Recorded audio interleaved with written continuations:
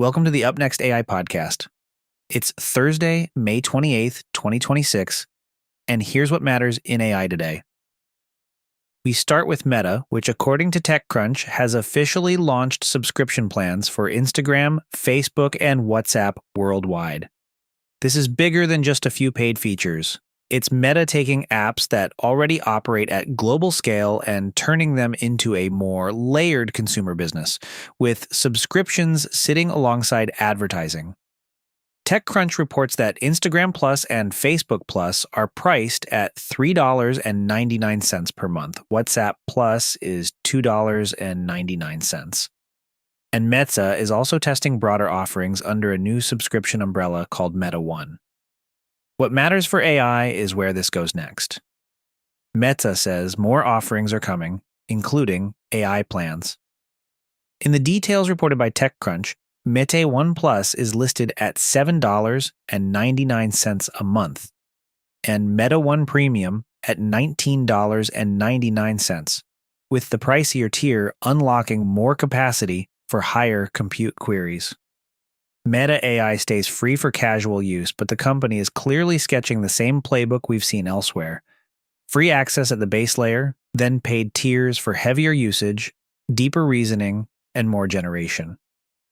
There's also a packaging story here. Instead of treating AI as a standalone chatbot product, Meta appears to be folding it into a bundle that connects social apps, creator tools, business tools, and eventually AI usage under one brand.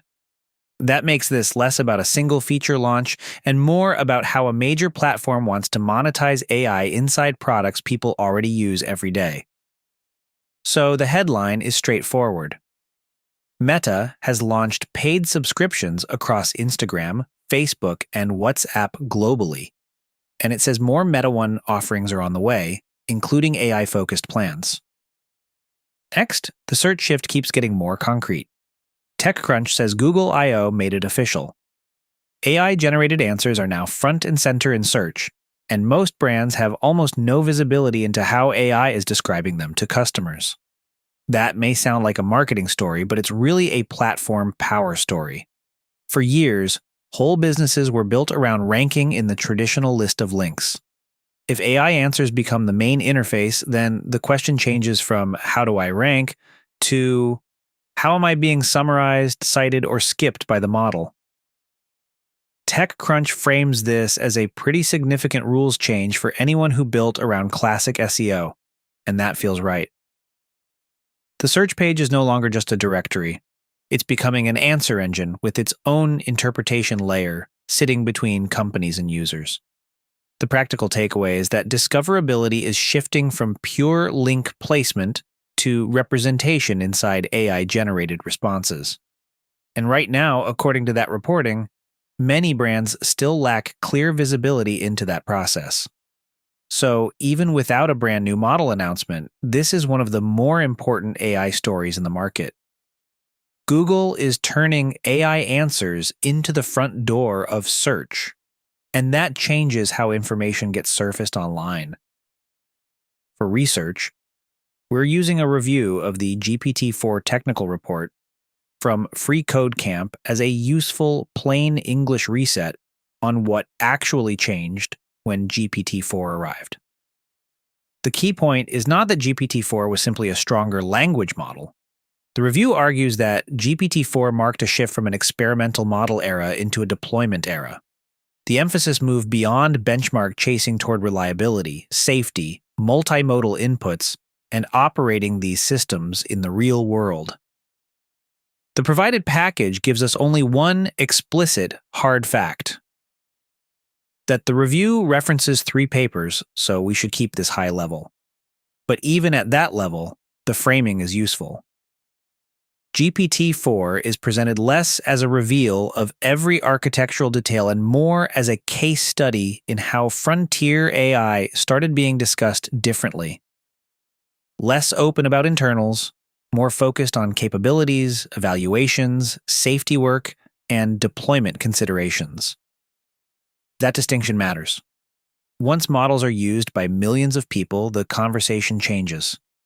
You still care about performance, but you also care about misuse, hallucinations, refusal behavior, and whether scaling is becoming predictable enough to engineer rather than just experiment with. In plain English, the research takeaway is this.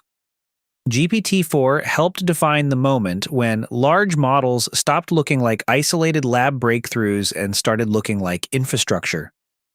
And when you read technical reports now, it's worth separating the story a company tells from the evidence it actually measures. Bottom line, for teams evaluating frontier AI, the important question is no longer just, is the model stronger? It's what was tested, what was withheld, and what does that say about whether this system is ready for real-world use? Are you building apps with voice? Elevate your app's voice capabilities with ElevenLabs. Their API is a game changer for embedding dynamic, responsive voice interactions in your applications, providing unprecedented realism, flexibility, and latency. In fact, you're listening to one of their voices right now. If you are a developer looking to elevate user experience with natural voice interfaces, this is your solution. Visit upnext.fm/11 to check out their latest offerings.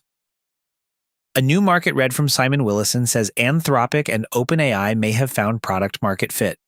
His argument is that enterprise customers are now paying real AI bills, especially around coding agents, and that usage-based pricing is turning adoption into meaningful revenue. He points to reports that Anthropic may be nearing its first profitable quarter, while companies are also getting a lot more familiar with the cost side of large-scale AI use. The Decoder reports that ElevenLabs has released Music Freeze 2, an upgraded music generation model designed to move across genres within a single song without losing coherence, including transitions as dramatic as opera to metal. MarsLab says it has introduced a Singapore-based AI inference infrastructure roadmap focused on enterprise and edge deployment, with an emphasis on hardware, software integration, workload validation, and deployment economics.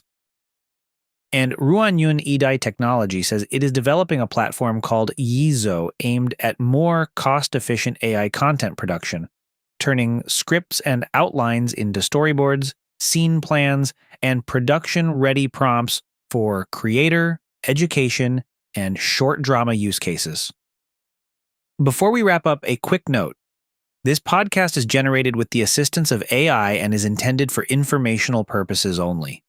All referenced articles, research, and commentary remain the property of their original authors and publishers.